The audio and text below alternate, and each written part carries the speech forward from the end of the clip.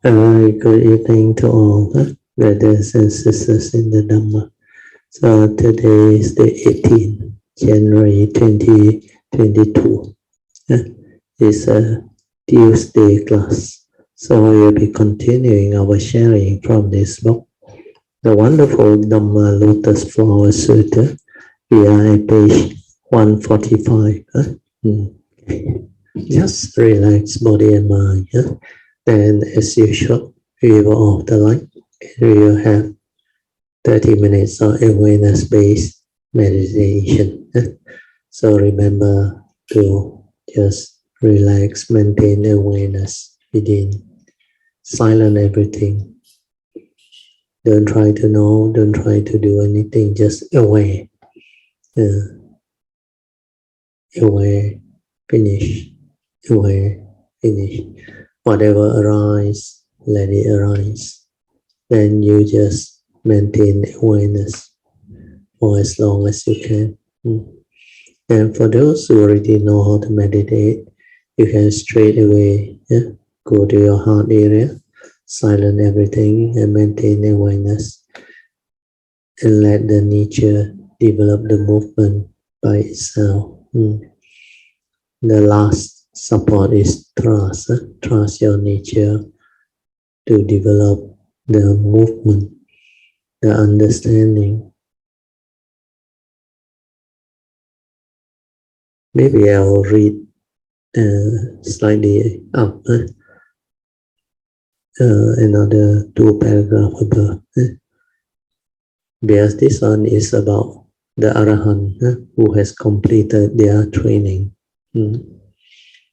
Having no further affliction, all of the great Arahats have obtained the penetration of extinction or outflow, means no more ignorant, and therefore have no more affliction or no further affliction. If they had not obtained that penetration, they would still have affliction. Further here means they will never become afflicted again. Means they have rooted out Avijja, or the 10 fetters.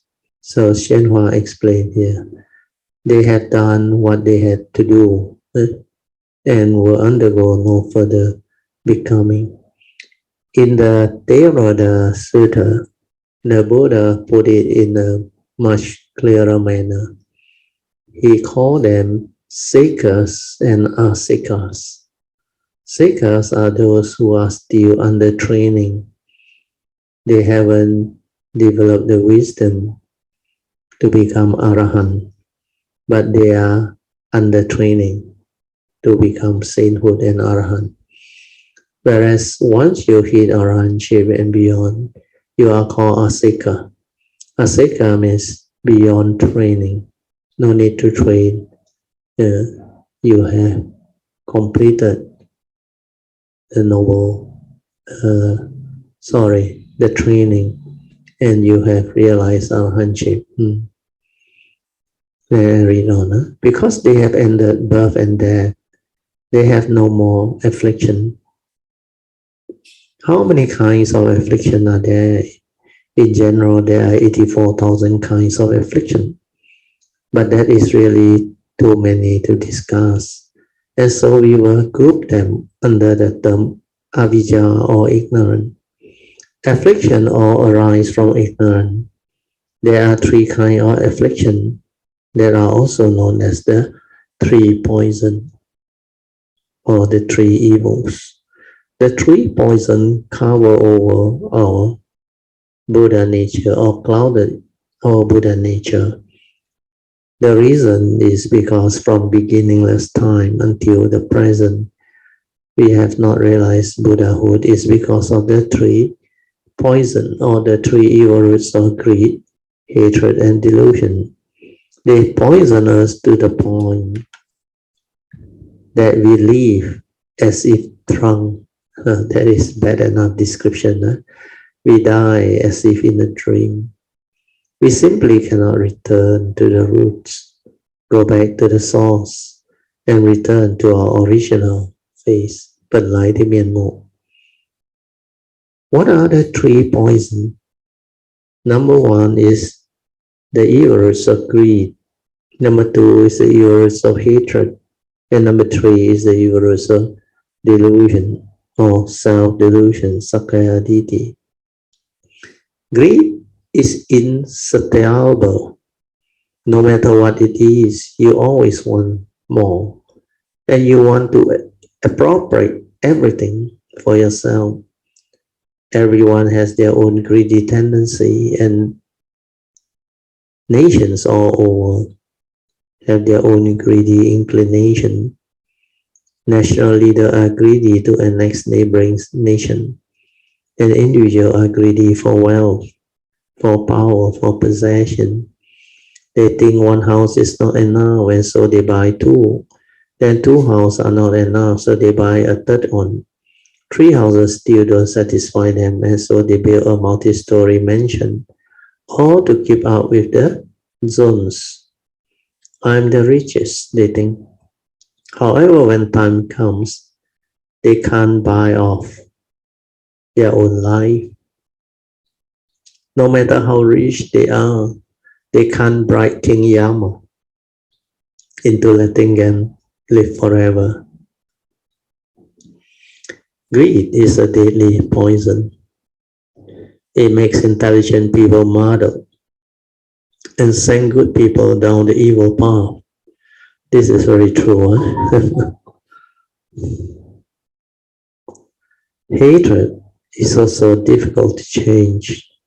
One spark of anger can burn down the whole forest of virtue. This is a very good saying. Forest wood gathered in 1,000 days can be burned out in a single spark. You may foster great merits and virtue, but as soon as you lose your temple, it all goes up in a blaze. What is meant by offering to the triple gem or jewel?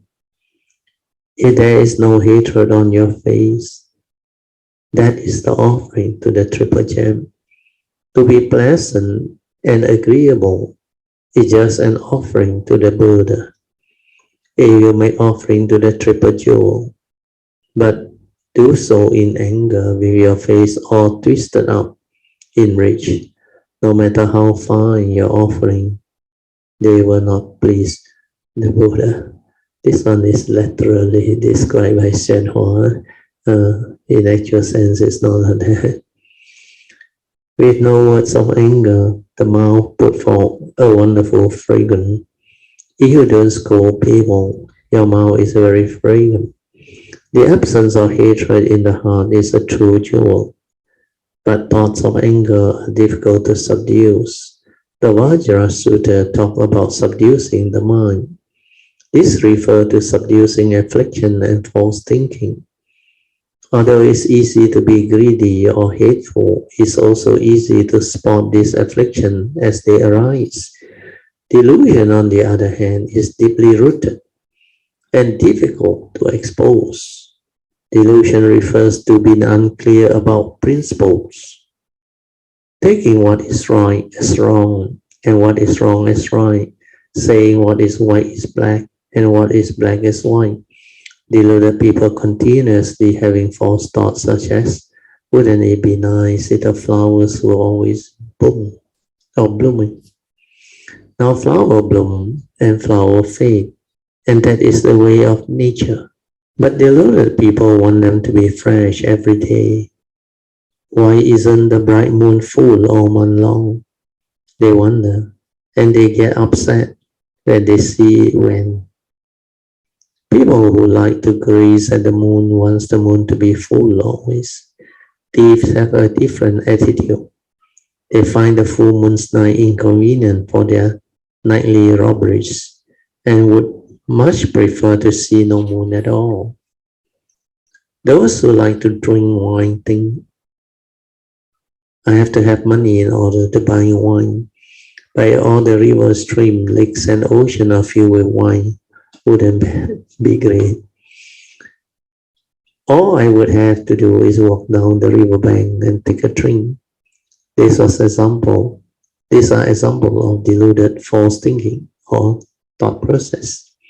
People who are greedy for money go to work to earn it and feel that they are toiling bitterly.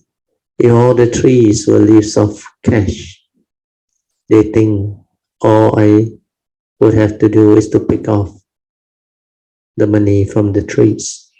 All these things could simply never come to pass, but stupid people keep wishing for the impossible. Other example of deluded people are those who have never been to school. They want to get a doctorate, and those who have not planted the field, but want to reap the harvest. Also, if you don't cultivate, but you want to become Buddha, that is the height of delusion. If you haven't even taken refuge with the triple jewel, and still expect to become Buddha, that's absurd.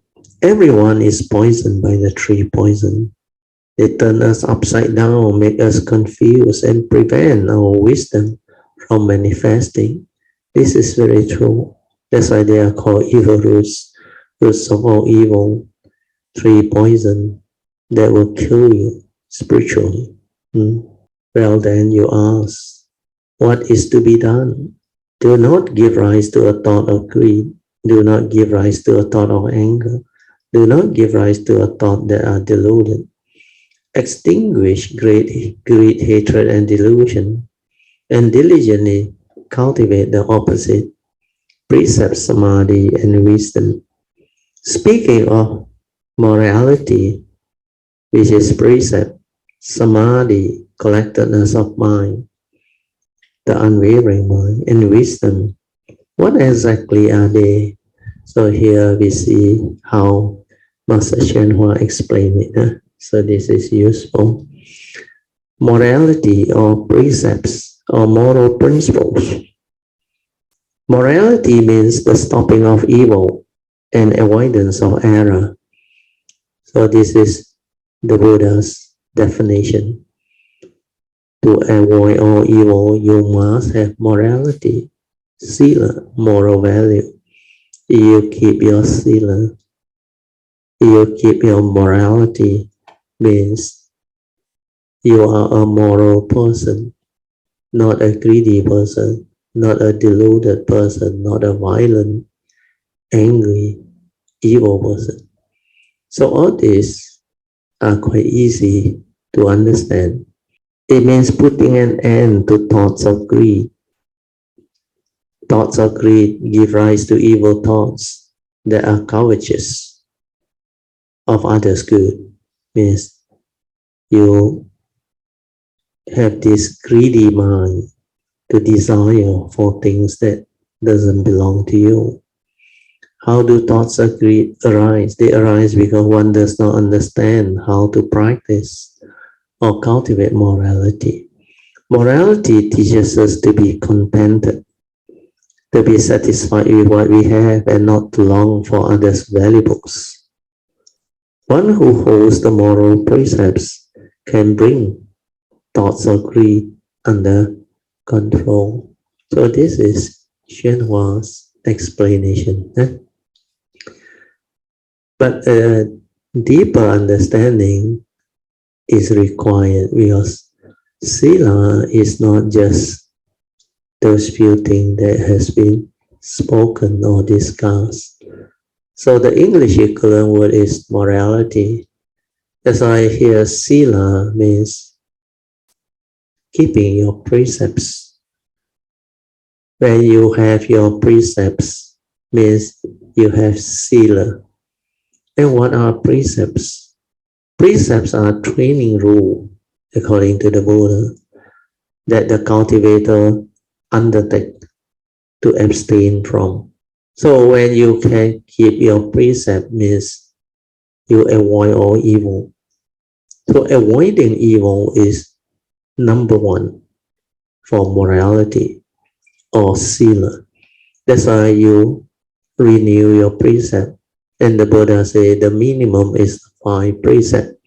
So you can keep to your 5 precepts and does not violate them, means you have sila. Yeah, these 5 precepts are major evils. If you break them, you commit major evils, and it will cause your karmic downfall, your karmic potential to become severe karma. Because those who break the 5 precepts, they are people with the evil roots of greed, hatred, and delusion. If you go through the precept, you will know. Take, for example, the first precepts. Panatipata Viramani Sikkhapadang Samadhiyami. What does it mean? It means I undertake the training rule to abstain from killing or causing harm to fellow living beings. So we now inquire, find out, who will kill and harm fellow living beings? It's definitely people who are deluded, foolish, who doesn't have the understanding of the law of karma, the Dharma. And greedy people, out of selfishness, they kill.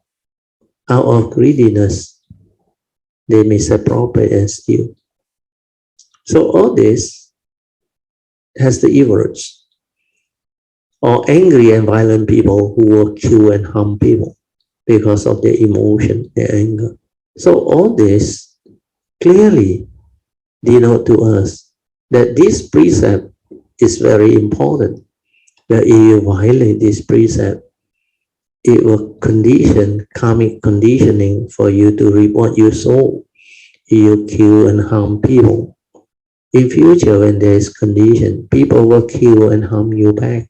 So similarly, if you violate all the other precepts, you create your karmic negativity, karmic downfall. So the friction of your negative action and tendency, they will give rise to affliction in the future, suffering, misery.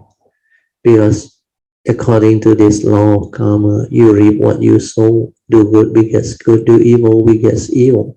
So keeping precept is the best way to avoid all evil. That's why the advice of the Buddha is to avoid all evil. And to do that, you need to have sila.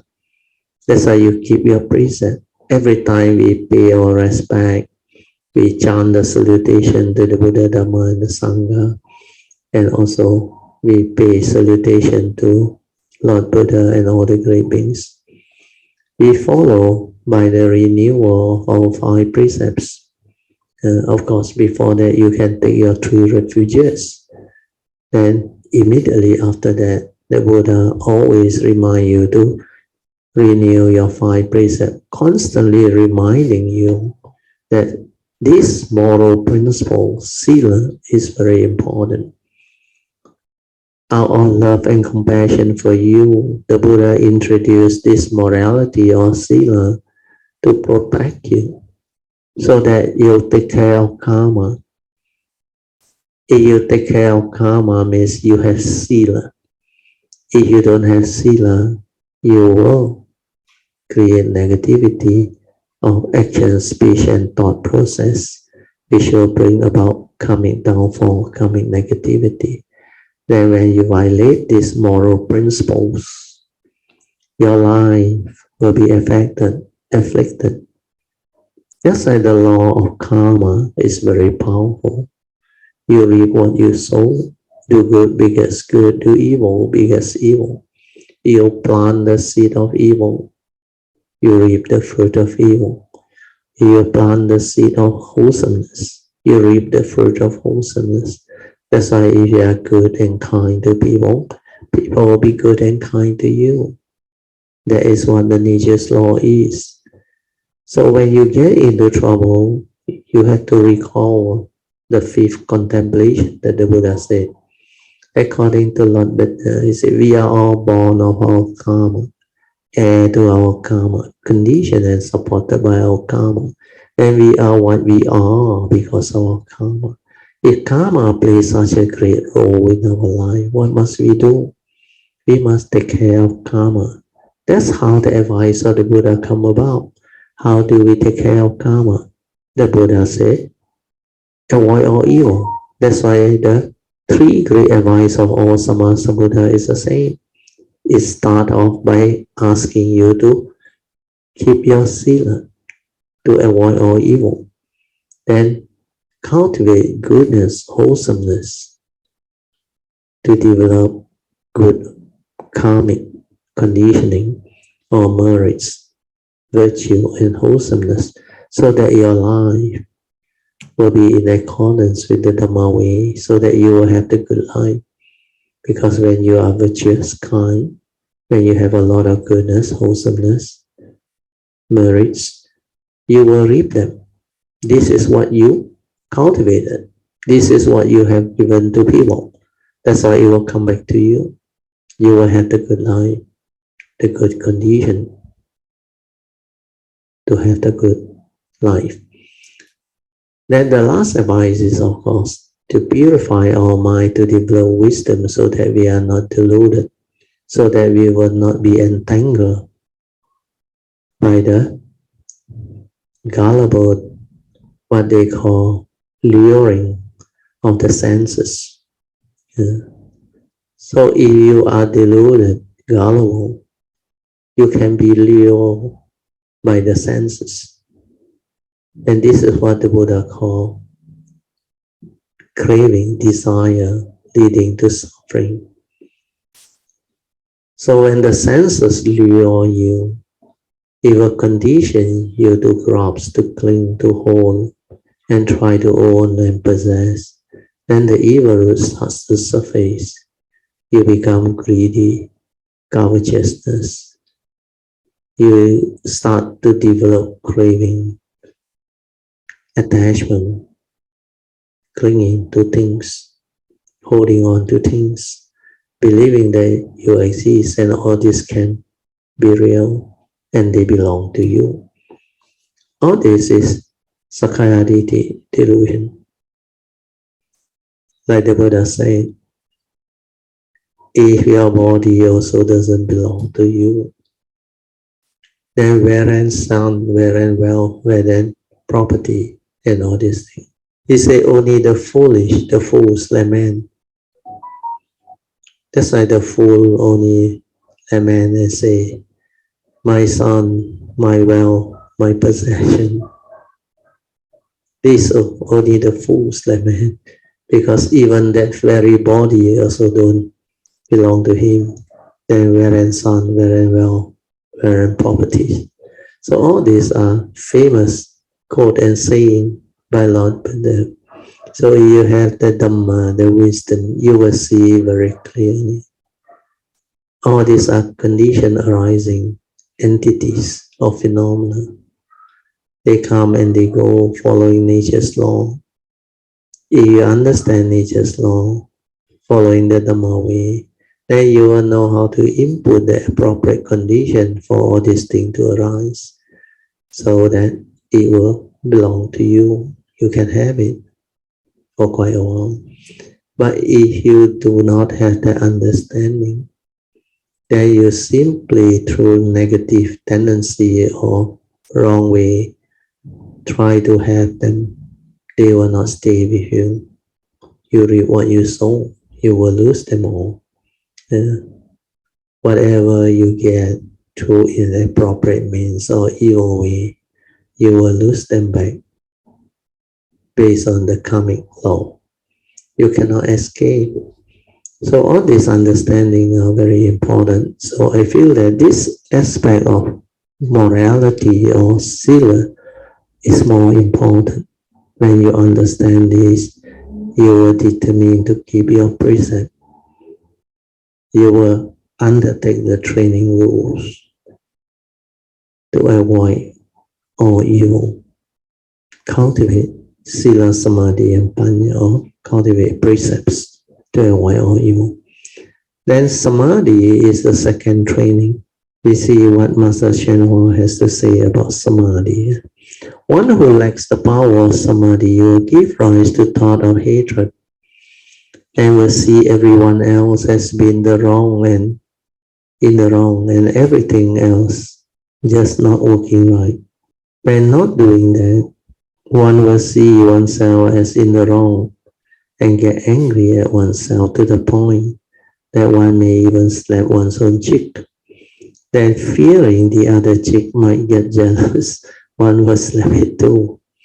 So the Chinese term for being jealous literally means 假错, drinking vinegar.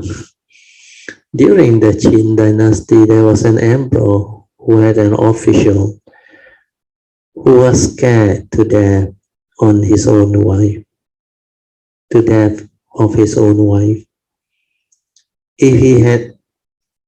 If he was late coming home, his wife made him kneel before the bed. Kneeling to have an audience with the emperor was one thing, but kneeling before his own wife was really too much, and he had to remain kneeling until she gave him permission to rise. Since he was on very good terms with the emperor, he finally confided to him. The emperor said, "Don't worry, I have a method that will cause your wife never to push you around again." Then he sent out an order calling the official's wife to the palace. The tigress presented herself before the emperor. "Why do you make your husband kneel before the bed when he comes home late?"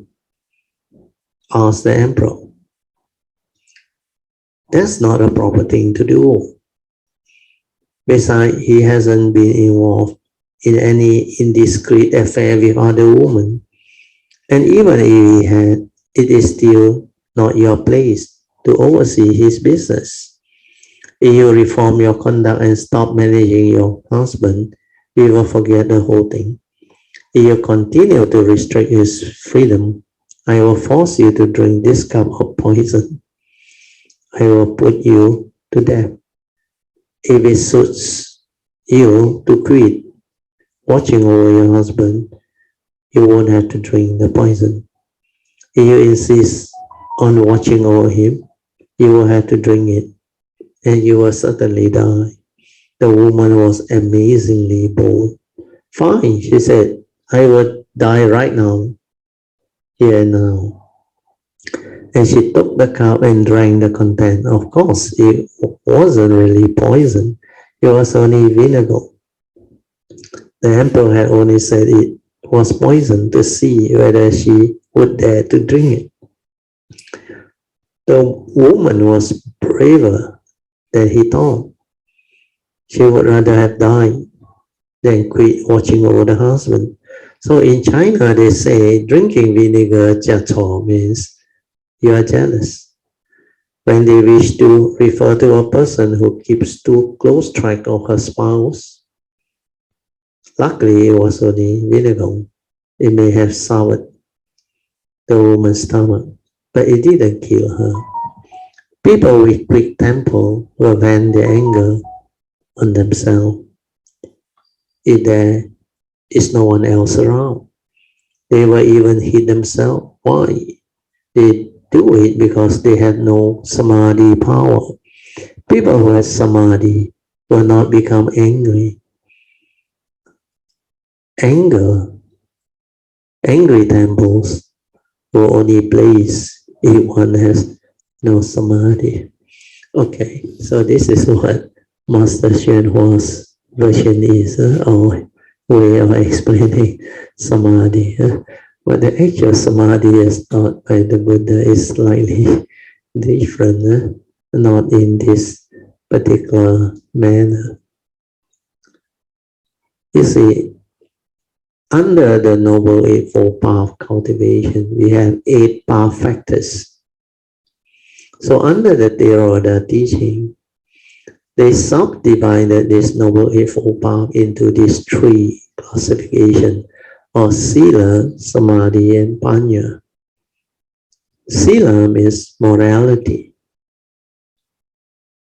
Samadhi are the Samadhi path factors, which is to develop the mind that has Samadhi, or what we call collected and unwavering mind. Then finally, there is what we call wisdom, Panya. So you look at the Noble Eightfold Path factor. The first 2 path factor is right view leading to right thought, And under most of the Theravada book, they classify these two as the wisdom power factor under this, what they call classification of Sila, Samadhi, and Panya. So wisdom is Panya. But if you look at the word, the right view is definitely Panya, wisdom. Without wisdom, there is no right view. But right thought is more of morality, isn't it? That's why I still insist that only right view, Samadhi, is Panya power factor. Whereas right thought, right speech, right action, and right livelihood, they are all under what we call morality or sila. Then there is this four right effort. So the four right effort is a cultivation. So under this four right effort, of course, the first one is right effort to abandon the wrong thought, wrong speech, wrong action that has a reason. Then the second right effort is to prevent the arising of any of this wrong thought, wrong action, and wrong speech from arising. There's the right effort to prevent them from arising. Then the other two right effort is to cultivate the right thought, right speech, right action that are still not in you. Then of course the final right effort is the right effort to refine upon this right thought, right speech, right action and perfect it. So these are the four right effort. So we will classify this as avoiding all evil and do good. That's why I still classify it under morality, sila. So similarly, right livelihood is also classified under sila. Then the only remaining two power factor which is classified under samadhi is right mindfulness and right samadhi. Samasati and samadhi. So when sati stabilizes, it becomes samadhi. That's why this samadhi power factor includes mindfulness. So here, if you have samadhi, it doesn't mean you cannot get angry. Chances are you don't get angry so fast. Understand that? It's because there is not much condition for it to arise. But despite whatever samadhi you have, if there is condition, because you have not rooted out the evil roots of greed, hatred, and delusion, especially hatred and delusion. So what happened is, despite your samadhi, when something really hit, because your evil roots are not rooted out, when you don't have the ability to maintain that samadhi to that level you use to train, then you can still get angry, emotional, deluded, because the evil roots are still there, not rooted out yet. That's why samadhi alone is not a guarantee of freedom. But initially, you need samadhi, some form of collectedness of mind, unwavering mind, for you to develop the wisdom to actually liberate your mind, to straighten your view. That's why in the 7 factors of enlightenment, you go through it. We have the first 6 enlightenment factor. First one is sati, mindfulness. From mindfulness, it gives rise to what we call virya. So virya is spiritual tenacity. It will drive you to cultivate. But, after mindfulness, the second power factor is Dhamma Vichaya. Sorry, I missed out Dhamma Vichaya. So Dhamma Vichaya is investigation of Dhamma. So with mindfulness, you can investigate Dhamma. You can silence your mind to observe, to understand. Then when the Dhamma stand up to investigation, there is the truth. Then the mind develops very strong faith, unshakable faith, that it will drive you to cultivate. That's why the third spiritual faculty, the third enlightenment factor is virya. So sati, dhamma vichaya, virya. So when you have that virya to drive you, spiritual tenacity to cultivate, you will definitely progress, and your mind will experience piti. That's why the fourth enlightenment factor is piti. Piti means spiritual joy, spiritual calmness. Then from piti, you develop into samadhi, passaddhi.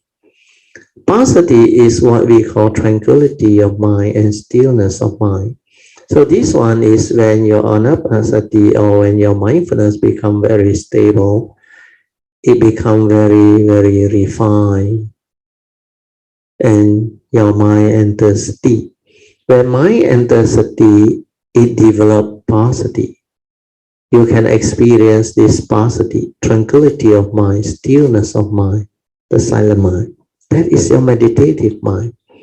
Then when you stabilize the mindfulness and this passaddhi, or what we call tranquility of mind, the sixth enlightenment factor, samadhi, arises. So this samadhi initially is required. Why? Because without samadhi, your mind is not collected and unwavering. Even when it is in this passaddhi, when your mind is very tranquil, still, it can only be in the formal meditation, or when your wisdom is there, then the mind develop that meditative state of tranquility and stillness of mind. But apart from that, when you live your life, when you experience sense experience, when you see something, hear something, smell something, taste something, or tactily feel something, or recall through memory something, normally the mind that don't have samadhi will still stir and react and create a duality. Why? Because of your habitual tendency. You have not rooted out yet. Then you do not have the wisdom to straighten your view.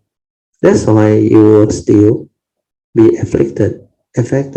So the samadhi power factor is to help you initially not to stir, not to react. Then when you can do that in the midst of life, when you have stabilized your mindfulness until it is very stable, then what happens is, in the midst of life, you can cultivate the Dhammanupassana, third category of practice, mindfulness of internal sense spaces and external sense spaces, where you can see clearly upon contact, instead of your mind reacting, stirring through habitual tendency, it does not stir because you have samadhi. Your mind is collected and unwavering. You didn't panic. You didn't, through habitual tendency, stir or react to what you see, what you hear, what you smell, what you taste, what you tactily feel and think. So what happened? When your mind does not react and stir, it has clarity. Then it can see things as they are. Then you will understand many things. That's why you will come to understand, like what the Buddha, you will trace the origination factor. How you get angry, how you become fearful, how you become emotional, how all these wrong thoughts arise, emotions, delusion. Then you continue to be in the state of samadhi and silent everything, that is meditation. then you realize they cease. So the wisdom that arises is very clear. All this mind state, wrong thought that arise, they are dependent originating. If I don't do anything with samadhi, I can see them. Then I realize all these are my mundane mind's creation and label. When I label them, when I react and stir through my views, opinion, and conditioning, I get into trouble. Then affliction arises, suffering arises. But if I didn't do anything, just let things be, then I realize this is to be, which means with wisdom and samadhi, all this sankhara activity, they will cease to be, where there is no more condition for them to arise. So with this understanding, you realize anger was never you, fear was never you, all the emotion that arise was never you. If they are not you, then why do you worry about them? Why do you want to suppress your anger, control your anger and your fear? No need. Just develop that wisdom and understanding. That's why retrospectively through this observation, you straighten your view and you reverse all this stirring of mind to cease whatever wrong thought that has arisen.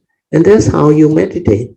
That's why from samadhi, it will lead to wisdom. But without samadhi, you don't have a chance. You can't see. You don't know what is happening. You immediately react and stir your mind and get yourself entangled.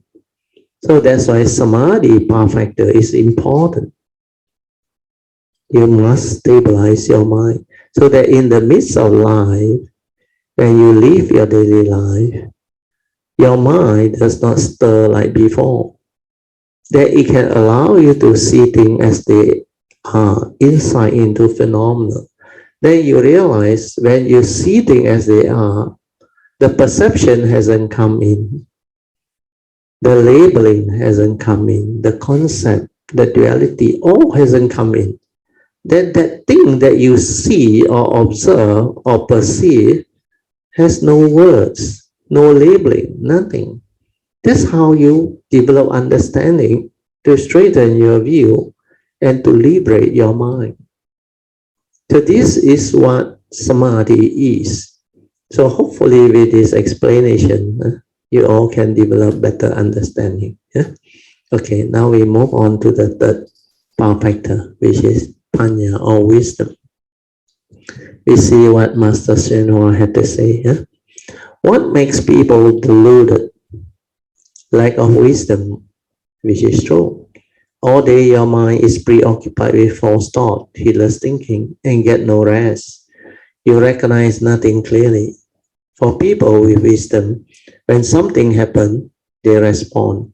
When it's over, they are still. Means the mind is still. They take care of matter as they arise. When they are done, they set their mind to rest or at rest. Their mind are not the slave of their bodies. If you lack wisdom, you are unable to control your body because your mind is under its control and thus it's bidding, thus it's bidding. If you have genuine wisdom, then all matters are taken care of with razor-sharp intelligence. Students of Buddha Dharma should be clear about all matters. Those who understand the Buddha Dharma have wisdom. Those who do not understand the Buddha Dharma are deluded. Wise people will not act in a deluded way, and deluded people are incapable of acting wisely. I will now be perfectly frank and tell you the absolute truth. Delusion is just wisdom. This one will confuse a lot of people. You may object, you are confusing me. If that is the case, why bother to strive for wisdom and get rid of wisdom? Don't take my statement at face value alone. I am saying that the basic substance of delusion transforms into wisdom.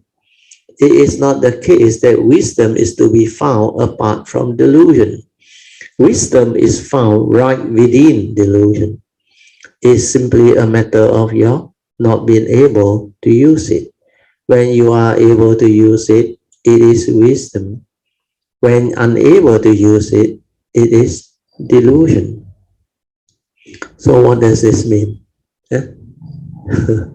I will explain it later. The same applies to samadhi. Samadhi is just anger, and anger is samadhi. If you truly wish to gain samadhi, you should know that it is to be transformed right out of your anger. Morality too is transformed from greed. Don't look for them outside, for they are all contained within our own nature.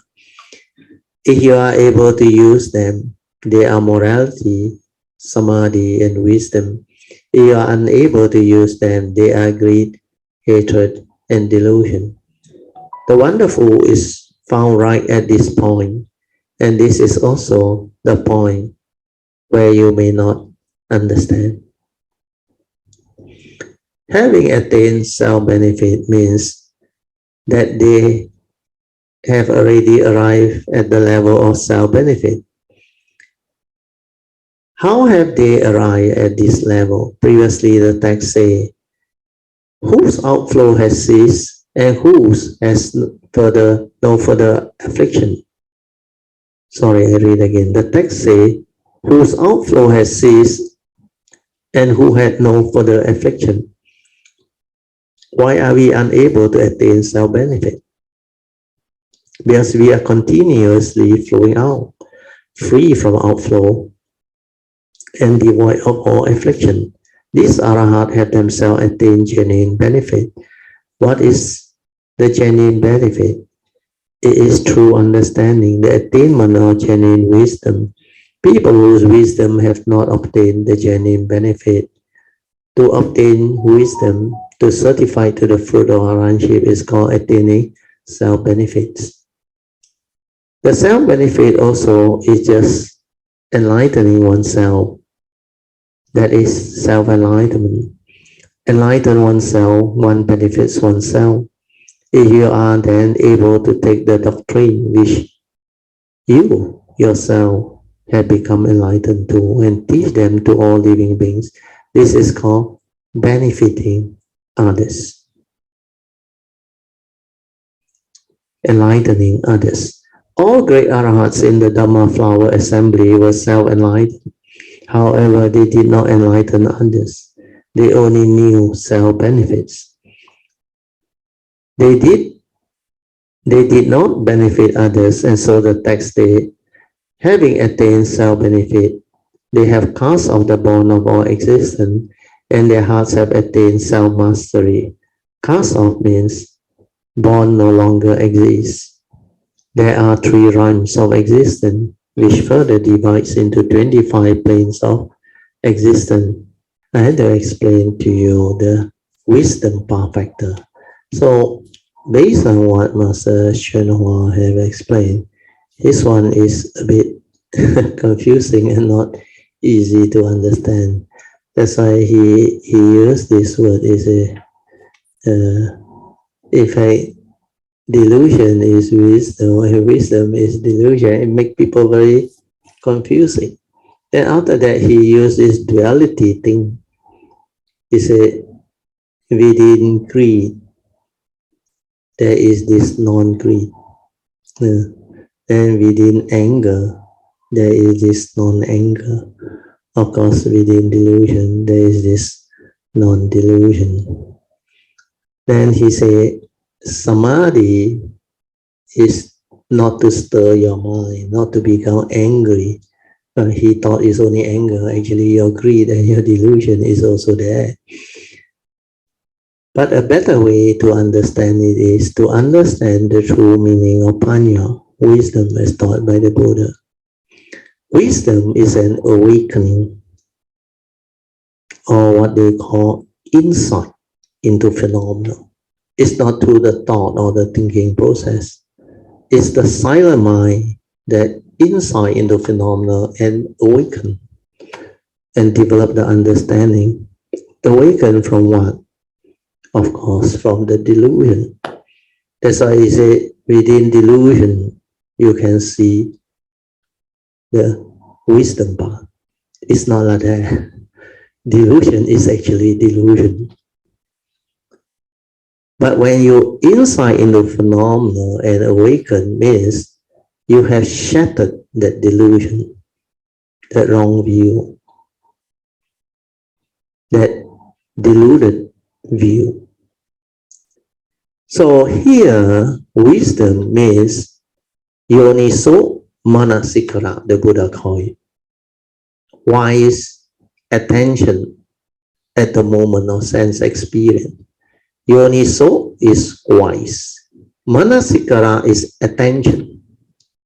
So at the moment of sense experience, if you don't have this yoniso manasikara, wisdom at the moment of sense experience, then you cannot deal with defilements.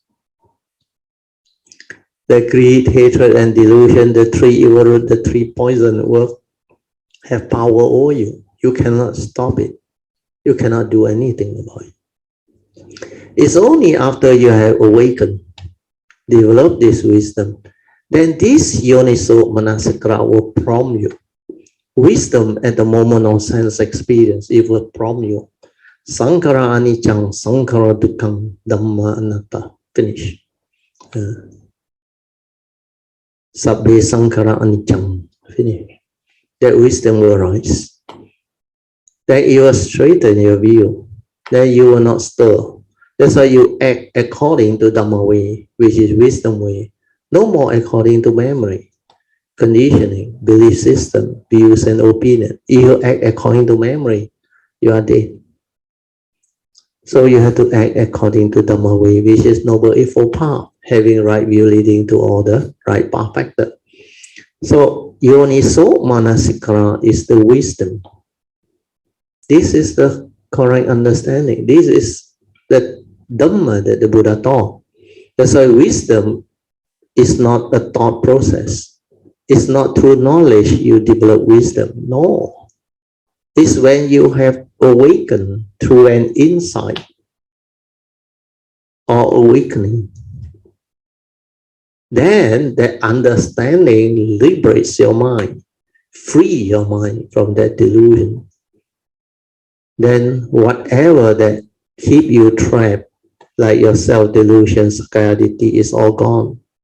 That's why you will understand anatta clearly. You will understand anicca clearly.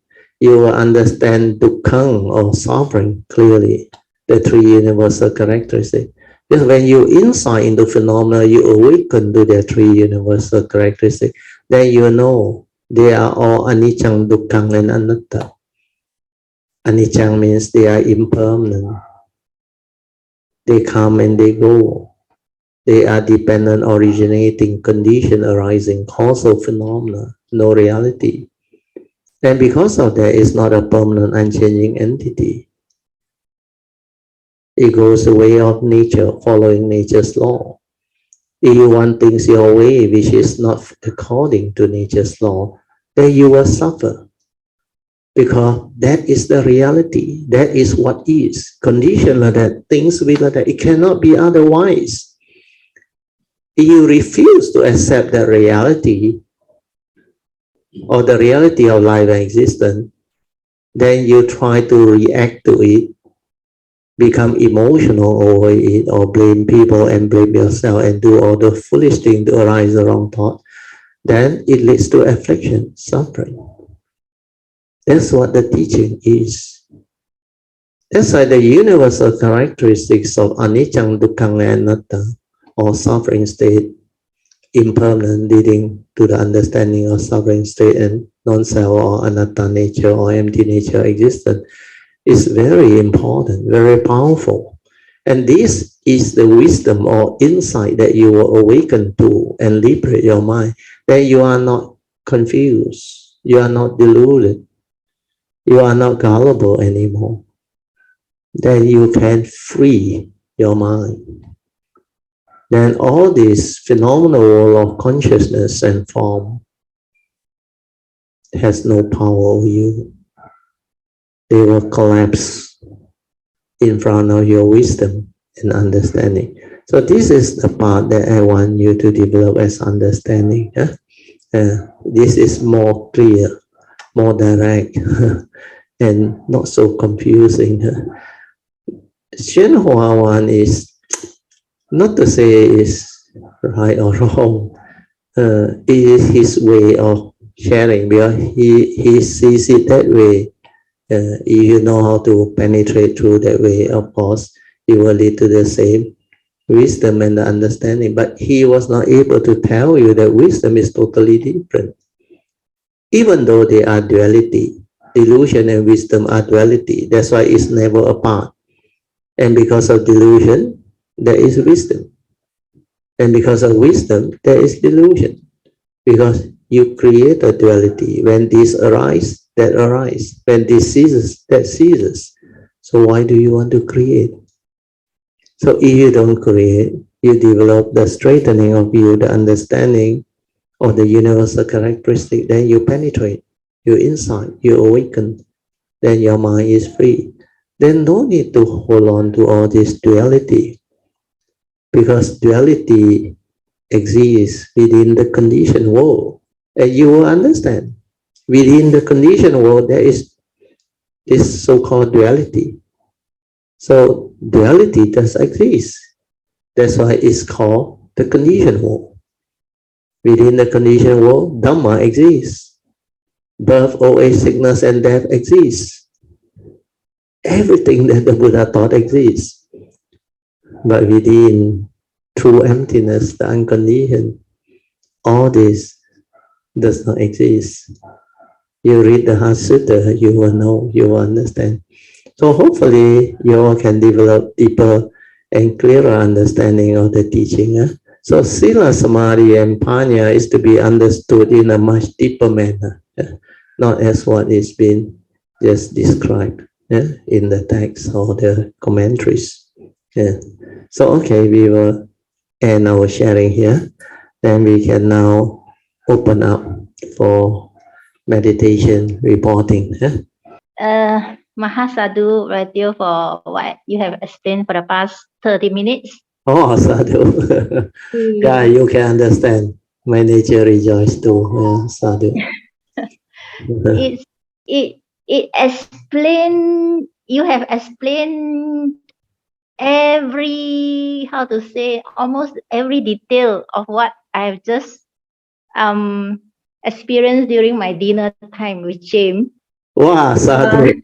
That's really wonderful. Yeah, what a coincidence on this samadhi. And, wow, sadhu. So as I promised on Sunday, I said that time I cannot make it. So I said I right. must take this opportunity to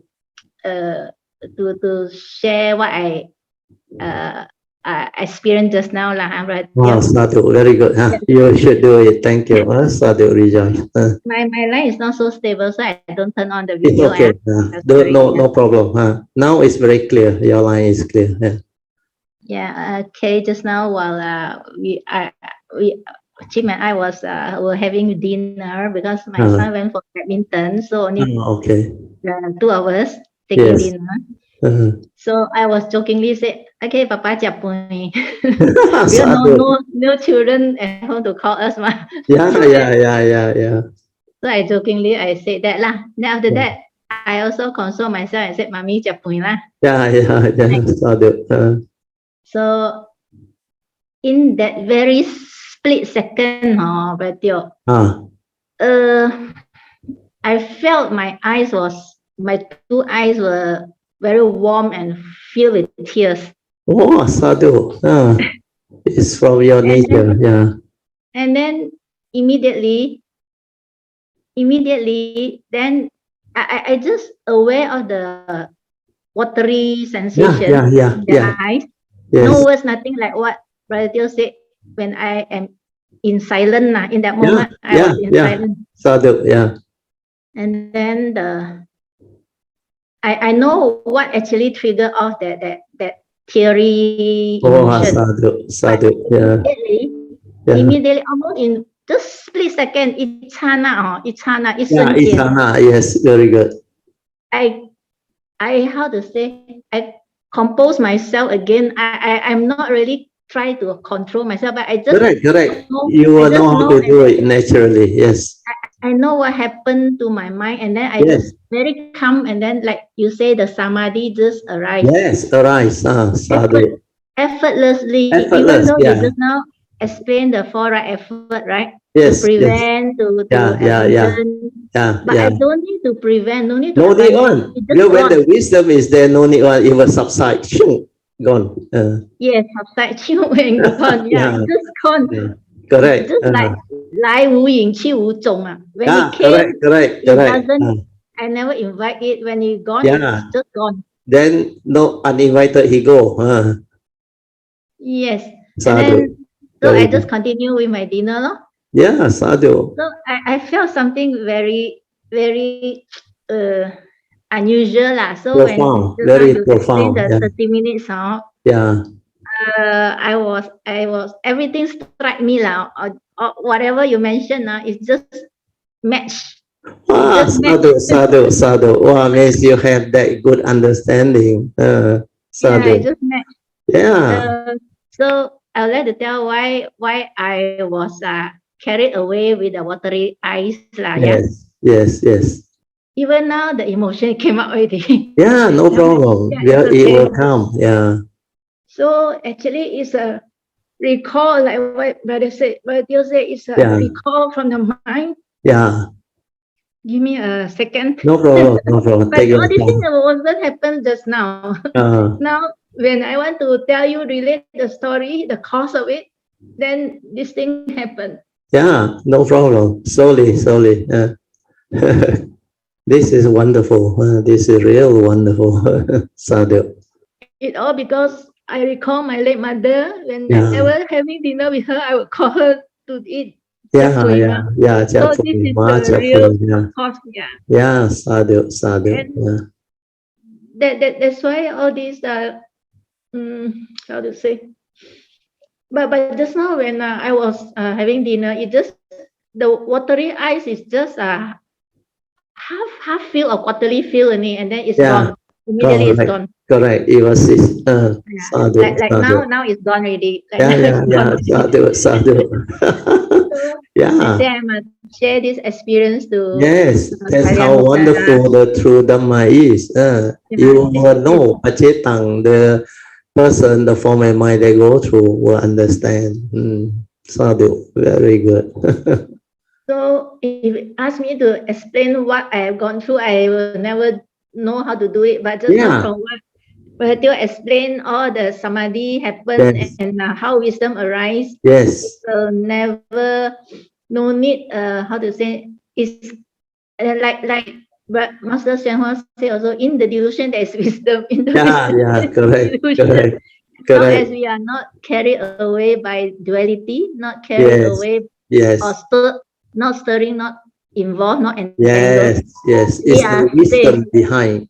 When you have the wisdom, you will know how to turn the situation around. Then you are already protected by the Yoniso Manasikara, where that one will surface. And it will give you the ability to act and respond with the understanding. That's why we become different. Our form and mind become different because we can see things as they are. Then whatever arise, they are just the way things are. No other way, no other possible way. That's why you can accept, you can come to terms.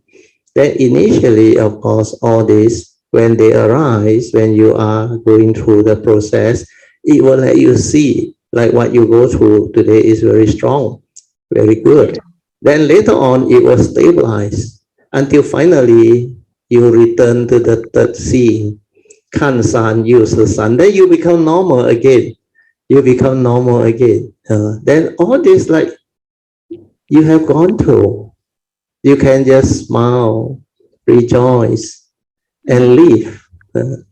That's why the third phase is you get to live the life of enlightened being. That is motivator. You get to reap the fruit of your hard work.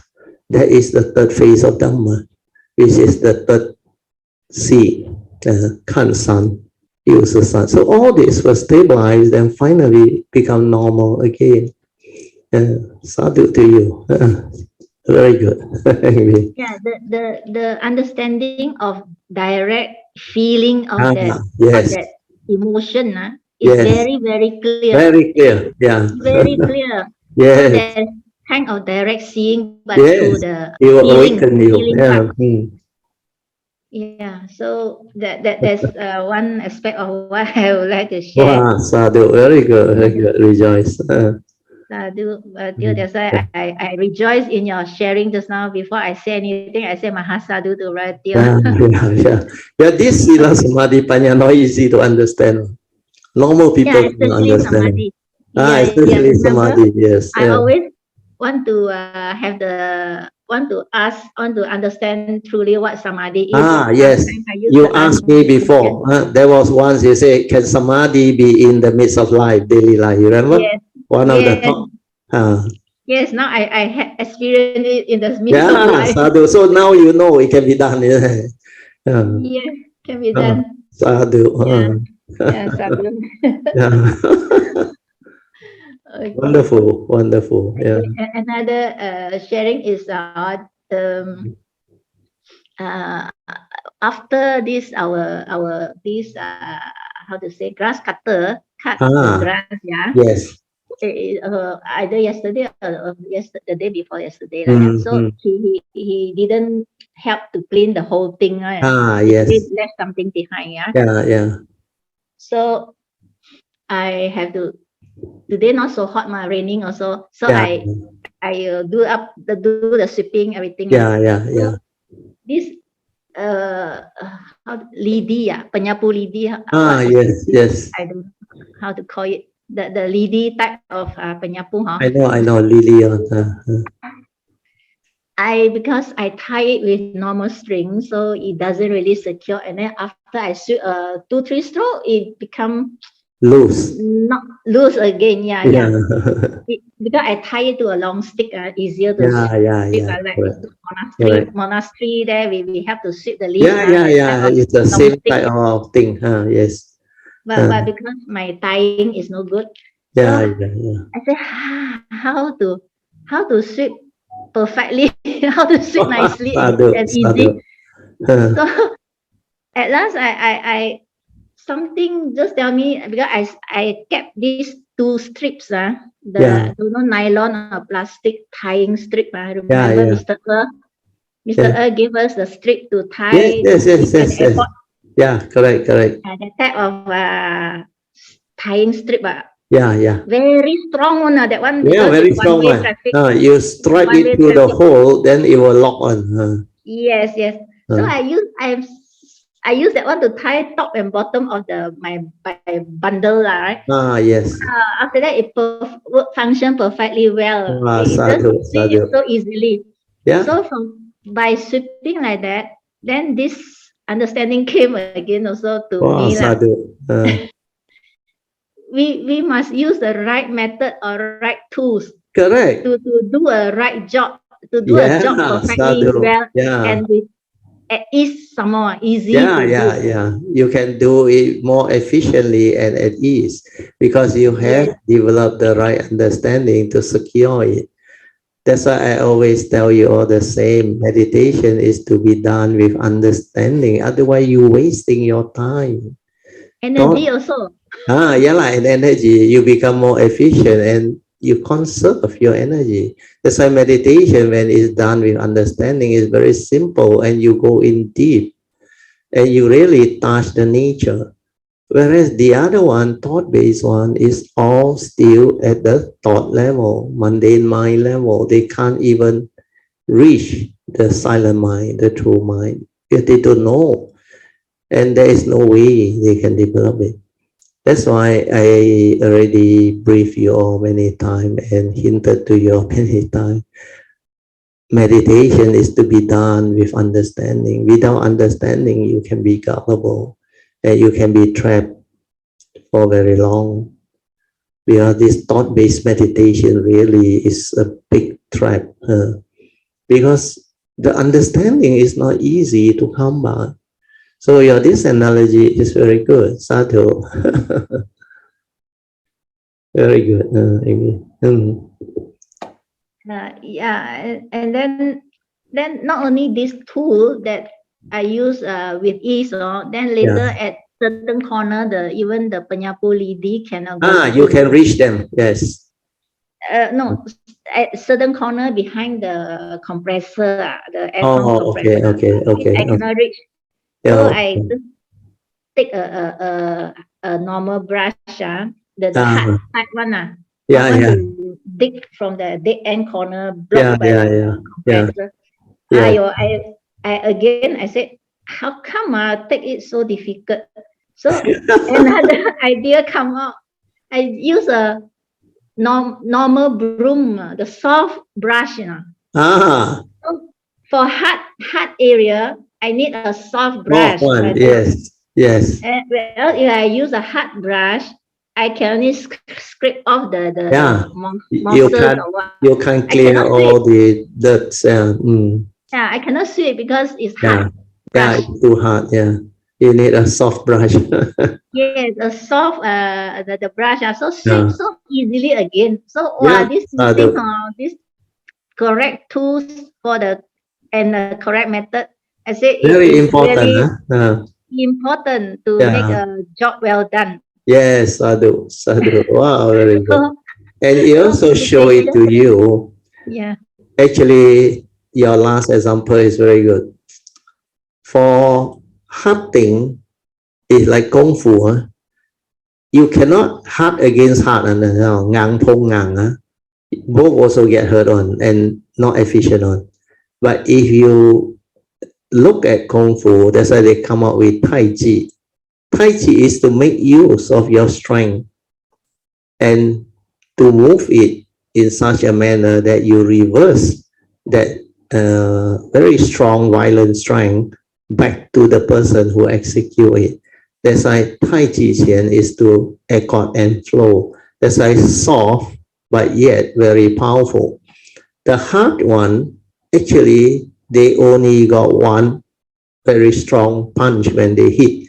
But once they pass that punch, they become very weak. Then you can actually make use of their momentum and their strength to actually return it to them. That's what Tai Chi is. That's why you have to approach the hard, sometimes with the soft, then the soft with the hard. It depends on the situation. But wisdom is such, you will know how to come out with all this understanding. Then you will not become very rigid and gullible like most people. Then become like very mangzang, ayo, I cannot clear and all those things. You won't, because you will develop the understanding to try. Then when you try, like now you learn. The right approach is very important. In life, if you want to live life the Dhamma way, you must have the right understanding, which is the right approach. When you understand clearly what is happening, then you will know how to amicably resolve it and do it well. And that is what Dhamma is all about. So these few examples are very beautiful, very wonderful, very good. Sadhu.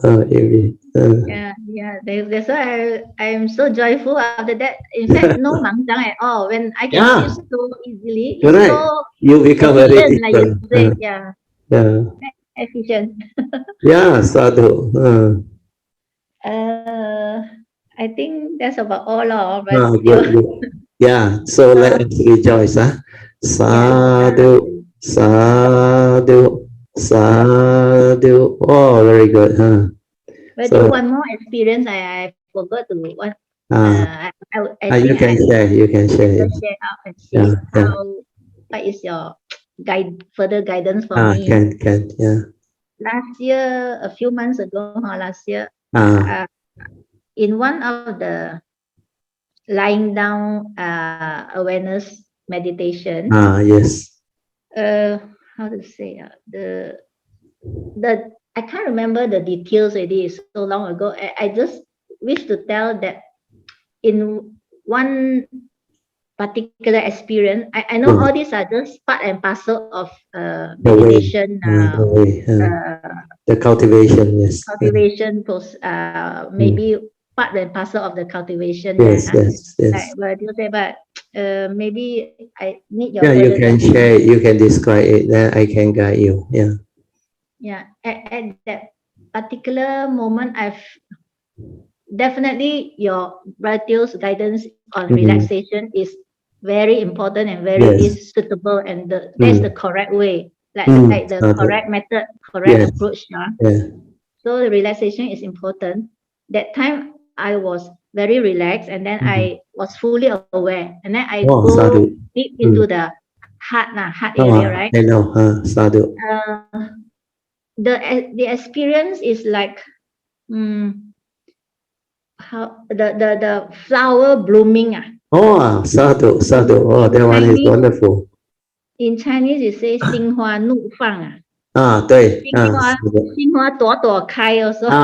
心花朵朵开 Like a lot of flowers blooming from my heart area. Wow, sadhu. And then got some sensation go to my 4 limbs, but your 2 legs and 2 hands. So I just aware of this sensation, and then I was manifest. Let it manifest. I was very blissful on the flowery blooming. Yeah. I can only remember that type of sensation. So after that, I may have dropped back to sleep or what lah. No problem. So can you recall what flower is it? No, I don't know what flower. I just know there is blooming. Yeah, blooming. Yeah, it's okay. Good enough. Because there is this Mahayana saying under the Pure Land teaching, Amitofo Ching, 莲花处处开，一朵一净土。You heard of this before?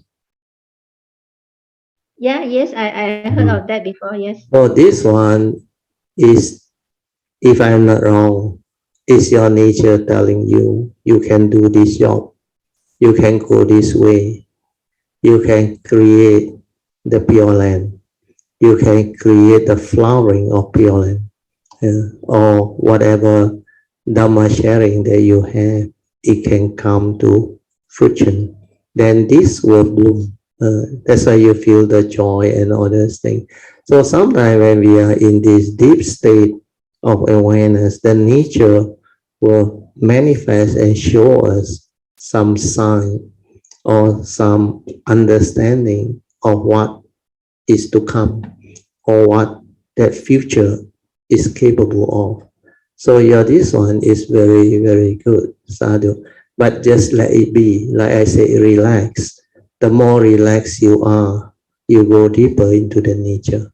Then more and more things will unfold and manifest, and just let it be. No need to know. Like you said, it's part of the way. Let it unfold, let it uncover. Then later on, maybe after many more years, the answer will come, and you will come to know, because your nature has, everyone is different. Everyone's nature is different. We go by different understanding and we cultivate differently. So your nature maybe go this way, and it will finally develop the understanding, because as we connect, we inherit more and more. Then when all this understanding come back, then you will know why all this is just the way it is. It's just like during the early days. Before I even went into meditation and developed the understanding of meditation and do all this, I already saw the sign when I was young that I know I'm not normal. I'm not the usual living beings. I know my nature is different. That's why after that, I just let it be. Even when I was, I think, young that time, looking at the sky, heading Form 4, Form 5, then asking the question, who am I? What am I? What am I doing here? Then my nature knew that I was a science student. This Earth is only one of the planets that go around the sun. And the sun is only one of the billions and billions and billions or trillions of star system. Then I'm only one of the 5 to 6 billion at the time of the human population. So who am I? What am I? I'm so insignificant. Then suddenly the nature deep inside, during this deep reflection and contemplation, I was still very young. Then the answer come out. You have to meditate to understand. I don't even know what is meditation at that time. Then I was full of joy. Then I leave it. Then later on, when I grew up, when I went to the university, when I experienced the first dating after I met Chief Reverend, then I start to develop the meditation. I just give it a try. That I went in for 4 hours. Middle of the night, 12 a.m. until 4 a.m. and my mind went in and developed the transformation until it like went into the first formless rhyme. Then it withdraw. And I thought it was only half an hour, but when I checked my watch, it was 4 hours. And that samadhi, the transformed mind, was with me for 1 whole week, almost 2 weeks. Then I was telling myself, wow, this is meditation. This is samadhi. My mind becomes so different. But later on, I start to pick up meditation through my own practice. That's why I naturally develop anapanasati. And I can focus my mind, go into absorption or continuous awareness, mindfulness, very fast, very easily. Here is from the past.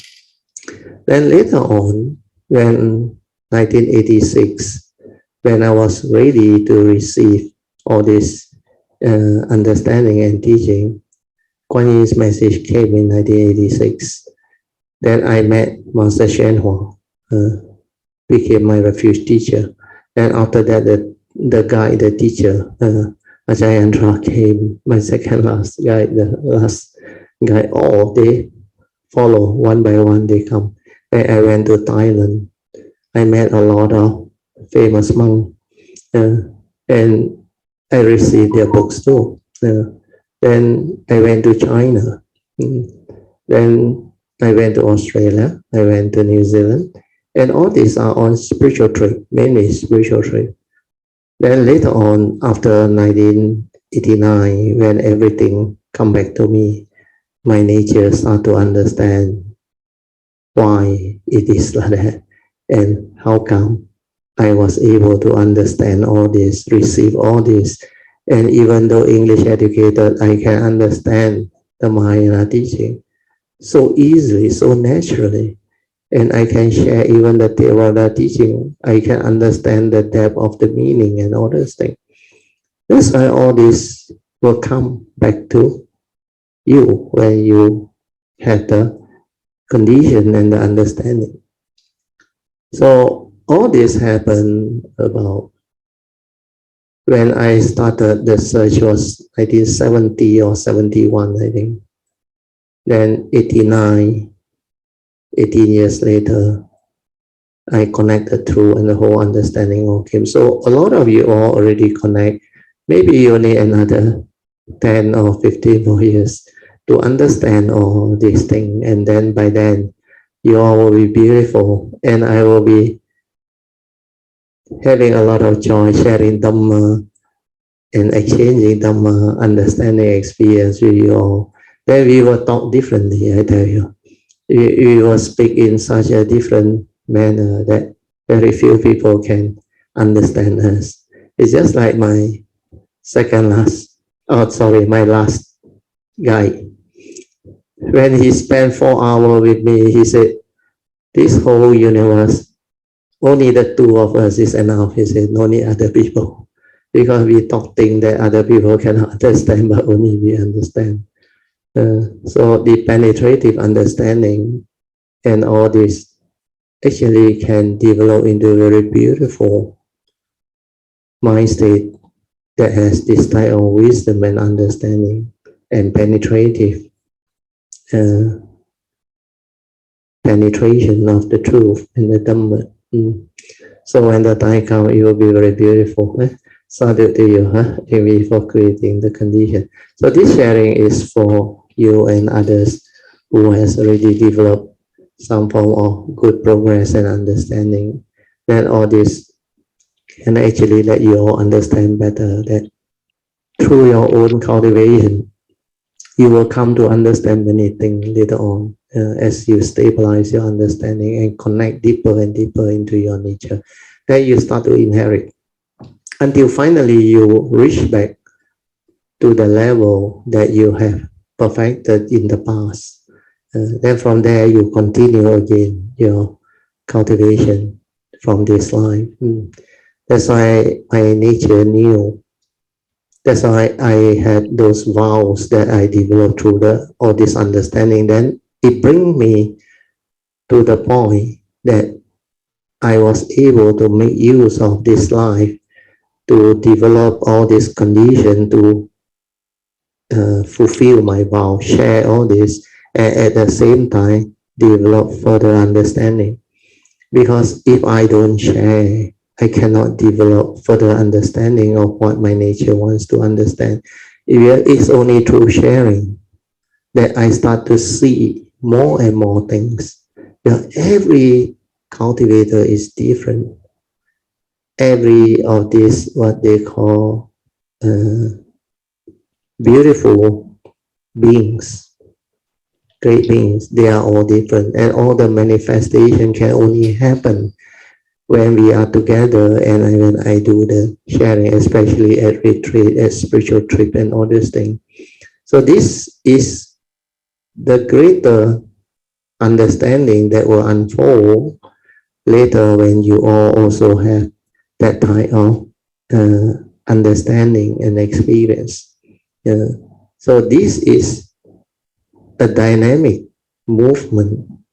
That's why the Kayamita force, the individual collective consciousness, when they come together, they become different. And all this can unfold beautifully.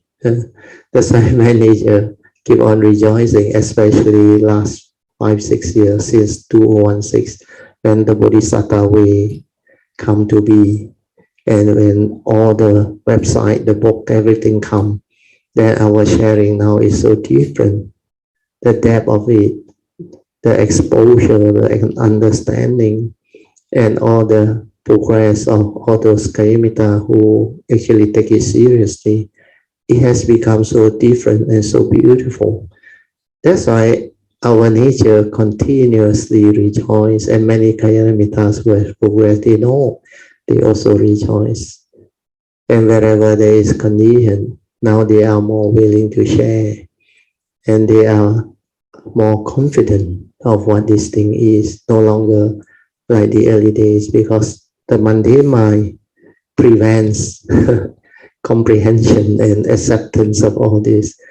But now with your own understanding, experience, you come to know that all this are pachetang, the truth, the Dhamma, that can stand up to investigation, and you can realize it. That's why it can be realized by the wise, each for themselves, nobody else. And this is not a knowledge, because you can't find in books. You cannot get this teaching from normal teachers or master or normal cultivator. You can't. You really have to meet those who really have this type of understanding and cultivation. Okay, very good. Sadhu. Sadhu, yeah, for creating such great condition. Very good. May what Brother Teo just now mentioned, yeah. Whatever those higher higher wisdom, higher Dharma, be unfolded to this nature of minds early as possible. Don't make me wait too long. This life you benefited a lot and you actually gain a lot because of your faith, and you corrected a lot of your whatever earlier. I don't think it's very serious. You remember at one of the retreat during the early days, you were in tears asking me why in the first instant when you developed the cultivation, you sort of cannot accept Mahayana teaching, you remember? Then I asked you to add in the word under forgiveness. Misled. That one has cleared your path. Then you move so fast. My nature also surprised because that night I remember after you asked, you keep on doing until almost midnight. I went and collect my warm water. I saw you still inside there. Then I know this type of cultivator with this type of seriousness and faith will definitely move very far because it's not easy to find such a being. That time your faith very strong and you very determined. You were in tears, I remember. But it's not that I don't accept Mahayana. It's the Yanfen is not there yet. Yeah, because you told me this life when you started, because your conditioning was more towards that one. That's why I asked you to include the word misled. That one clear the whole thing. And then there was the retreat also when the emotions start. When I reacted to the emotion and was carried away. That's how I cried more. And then after I follow your advice to stay silent, just don't do anything, just stay silent. And then the whole thing just gone. I didn't share during the retreat. But I was doing it in the bus when we traveling down. On the way down. I shared.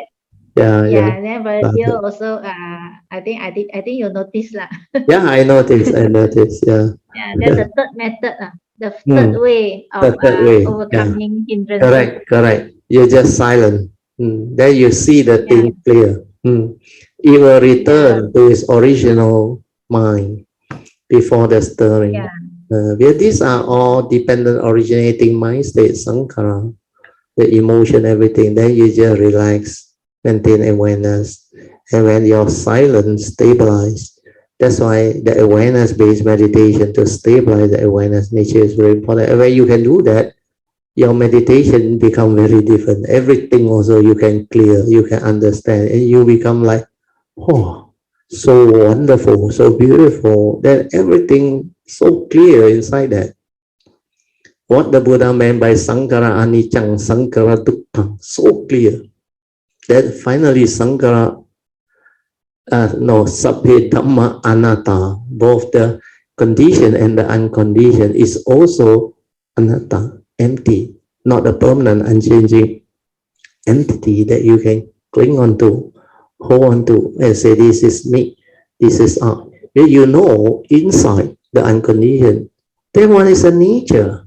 A nature is not a being, cannot come out and live life, cannot develop understanding like normal human being. Because it's already perfect by itself. Is that source, that nature.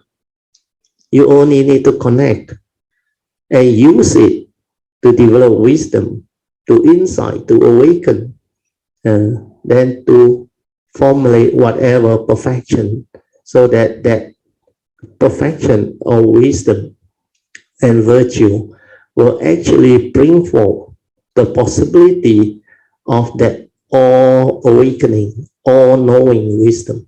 That's how the Buddha become the Sammasambuddha. That's how great beings who have the cultivation after they develop certain perfection, they have great wisdom and understanding. That's why my nature can understand many things, share and explain many things. It's because of those perfection. The embodiment of those perfection that makes our spiritual nature very different.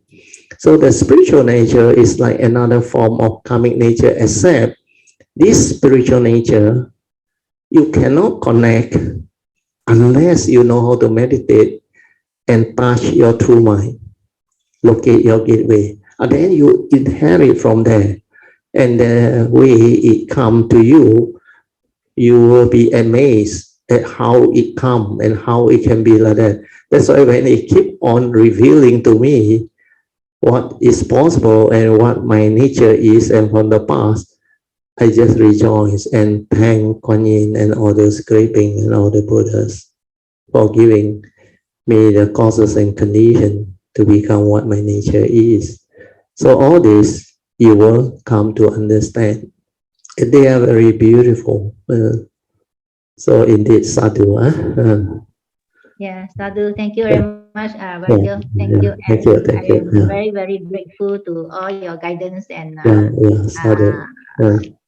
teaching and guidance and advice. Sadhu. My nature also rejoices with all your wholesomeness, your faith and your understanding, your good progress and all those things. So hopefully this will set the faith for other Kayamita to really make full use of this condition to cultivate diligently and develop the strong spiritual faculty to go as far as your nature can take you. Because this is the golden window. This is the best window for cultivation. So take it, then develop the strong, what they call determination or vow and aspiration to plant the seed of Bodhi until it becomes very, very stable, very strong, unshakable. Then take the vow and move. Once you stabilize all this with the right view all established, in future when you come, all this understanding will follow you.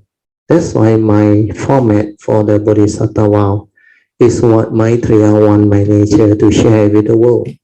Because he also knew that this Zhenfa, true understanding, can develop very fast and effective progress.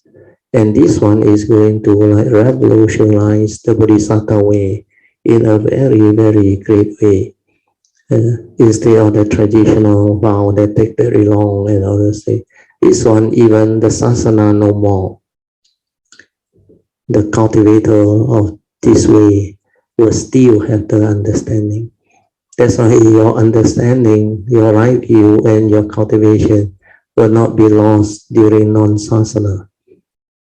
That is how this format of cultivation is very unique and very important. So really rejoice. Thanks, Sister Ingbi. Very seldom hear you speak. Yeah, sadhu. So you rejoice. I don't have much to share, but I like to ask a question. Can, yes. Okay. This, there's the seventh consciousness is about self.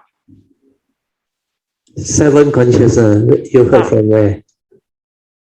From one Mahayana monk. And the eighth consciousness is the alaya consciousness. I thought alaya consciousness was the memory. Is it just the memory or is it more than that? Means you didn't listen to my sharing. There was one sharing, I will forward it to you. That one, a lot of people go and listen. The difference between awareness and consciousness.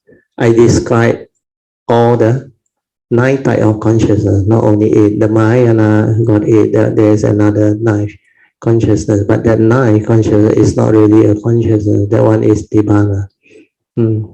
So what they tell you, you find it confusing is because you are not exposed to the Mahayana type of explanation or sharing. It's actually the same I explained in the talk.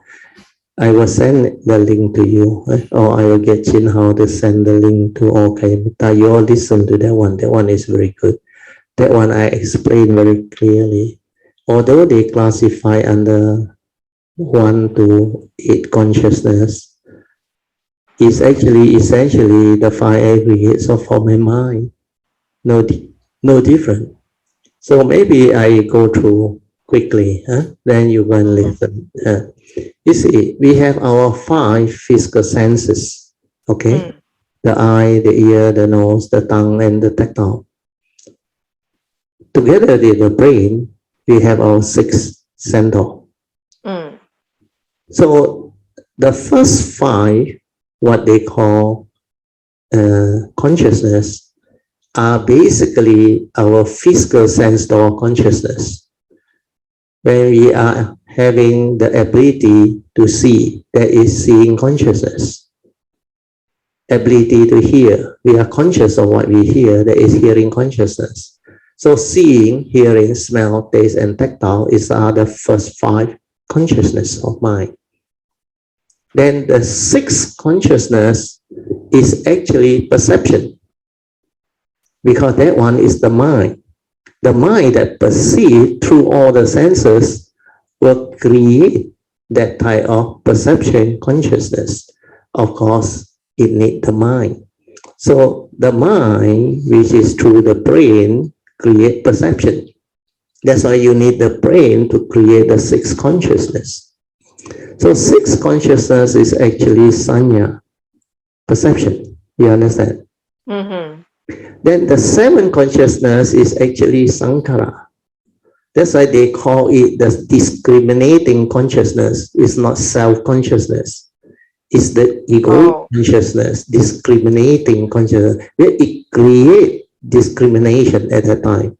Or they call determining consciousness, when it makes that intention to discriminate. Before you have the wisdom and the enlightenment, it is the discriminating consciousness. So what is happening is sankhara, they always treat it like an organ. It's the organ in the mind. So when your perception bring in the external form, you know what happened or not? Upon contact with the brain, that's why the Paticca Samuppada say, avijja paccaya sankhara. You see, sankhara. So sankhara is actually the 7 consciousness organ. Then sankhara paccaya vinnanam, it trigger off the 8 consciousness. So what happened is the perception bring in the form. So the mind, through its accumulated views, opinion, and conditioning and belief system, will create the determining consciousness. So that one is like an organ. So the sense data is the perception. That's why it triggers thought consciousness. So the 8 consciousness, that is the thought consciousness. But they call it alaya because they create a new term and say there is a storehouse consciousness that store all your karmic consciousness. There is no such thing. There is a karmic nature, yes. But when you talk about storehouse of consciousness, it's just like referring to the karmic nature, karmic consciousness. It is all about karmic. But they want to make the teaching different. That's why they call it alaya. But this alaya is before enlightenment. That's why it has all this rubbish inside there. When the alaya consciousness is being like transcended, then the whole thing loses its power. That's why when you become enlightened, technically the Arahant and beyond, they do not take rebirth. That's why karma has no power over their rebirth, because they do not die through delusion or ignorance. So that's what the 6, 7, and 8 consciousness is all about. So the 7 consciousness is actually the discriminating consciousness. But you treat it as an organ, then easy. The sense data from that perception brings in the external sense object for the sankhara to actually trigger off the 8 consciousness. which is the thought consciousness. That's why avijja pacaya sankara, sankara pacaya vinnanam. So vinnanam is the pure consciousness at that time, before the content of consciousness went in. But that one, only enlightened being can be at that moment of pure consciousness. Most people immediately condition namarup. That's why avijja pacaya sankara, sankara pacaya vinnanam, vinnanam pacaya namarupa. Namarupa is with the content of consciousness. And that one becomes the thought. That's why from the alaya consciousness, the thought rise. Oh. You go listen to that sharing. The sharing is very good. I will try to send you the link. Otherwise, then my daughter got the mind map. She will share the mind map. She managed to find it. Oh, okay. Thank you.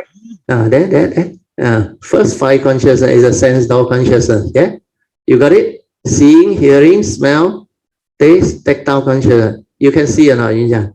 Yeah. There's 6 consciousness is perception, sanya. See? So these are the internalized mental form through perception. So this one is where you create the thinking after that. The discriminative consciousness is the sankhara, the thinking part. So you start to discriminate like, dislike, and all those things. Then you trigger off the 8 consciousness, which is alaya consciousness. So I put a dot underneath the 7 consciousness, sankhara. Sankhara as a mental organ to trigger off the alaya consciousness after receiving the sense data from sanya. You understand? It's like the physical experiment. Upon contact, consciousness come to be. So the 8 consciousness of Vinnanam is actually the storehouse consciousness, summation of all your karmic volition. You go and listen to the video sharing. Thursday class at Hsuan's house is very, very clear. And that one explained clearly between awareness, the difference between awareness and consciousness. I remember somebody asked that question.